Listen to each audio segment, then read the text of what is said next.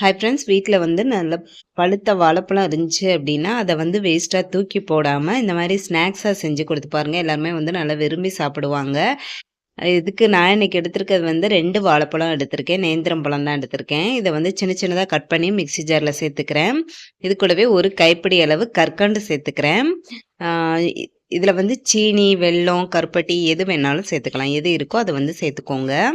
சேர்த்துட்டு இது கூடவே 2 ஏலக்காவும் சேர்த்து நல்லா அரைச்சுட்டு இத வந்து ஒரு பாத்திரத்துக்கு மாத்திக்கலாம். இப்ப வந்து இது கூட 1 கப் அளவு கோதுமை மாவு சேர்த்துருக்கேன். 1 ஸ்பூன் அரிசி மாவு, ஒரு சின்ன குழிக்கரண்டி அளவு இட்லி மாவு வந்து சேர்த்துருக்கேன். அடுத்ததா 1 ஸ்பூன் ரவையும் வந்து சேர்த்துக்கிறேன். ரவா இந்த அரிசி மாவுலாம் சேர்க்கும்போது, இது வந்து நல்லா மொறு மொறுன்னு வரும். இப்ப வந்து ஒரு பிஞ்ச் அளவு உப்பும் சேர்த்துட்டு, மாவ நல்லா கலந்து எடுத்துக்கலாம். ஃபர்ஸ்ட்டு வந்து தண்ணி எதுவும் சேர்க்க வேணாம். தேவைப்பட்டுச்சு அப்டின்னா, கடைசில கொஞ்சமா வந்து தண்ணி சேர்த்துக்கலாம். இதுல வந்து கொஞ்சம் ஸ்வீட் கம்மியா இருக்கு. அதனால கொஞ்சமா வெல்லம் வந்து துருவி சேர்த்துருக்கேன். சேர்த்துட்டு நல்லா கலந்து எடுத்துக்கோங்க. கொஞ்சமா தண்ணியும் வந்து சேர்த்துக்கிறேன். மாவு வந்து ரொம்ப தண்ணியா இருக்கக்கூடாது. ரொம்ப தண்ணியாயிருச்சு அப்டின்னா, எண்ணெய் குடிக்கும். கொஞ்சம் எடுத்து போடுற அளவுக்கு வந்து கொஞ்சம் திக்காவா தான் இருக்கணும் மாவு. நல்லா மிக்ஸ் பண்ணிட்டு, மூடி போட்டு ஒரு 10, 15 நிமிஷம் வச்சிரலாம். ஏன்னா, இதில ரவை சேர்த்துருக்கிறதுனால, மாவு வந்து கொஞ்சம் நல்லா ஊறணும். அதனால ஒரு 10, 15 நிமிஷம் அப்படியே வச்சிரலாம். இப்போ 15 நிமிஷம் ஆயிருச்சு.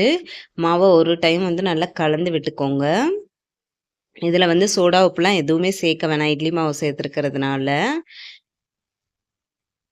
இட்லி மாவு இல்ல அப்டின்னா, அ மை இது கோதுமை மாவு, அரிசி மாவு இதெல்லாம் கொஞ்சம் அட்ஜஸ்ட் பண்ணி சேர்த்துட்டு, கொஞ்சமா வந்து சோடா உப்பு வேணா சேர்த்துக்கலாம். இப்ப எண்ணெய் நல்லா சூடானதும் கொஞ்சம் கொஞ்சமா போட்டு ஃப்ரை பண்ணி எடுத்துக்கலாம். டக்குன்னு ஒரு ஸ்வீட்டு வந்து ரெடி ஆயிரும். ஹெல்தியான ஸ்நாக்ஸ் ரெசிபி. குட்டீஸ் வந்து ஸ்கூல்லேருந்து வர்ற டைம்ல வந்து செஞ்சு குடுத்தோம் அப்டின்னா, சூப்பரா வந்து சாப்ட்டுருவாங்க.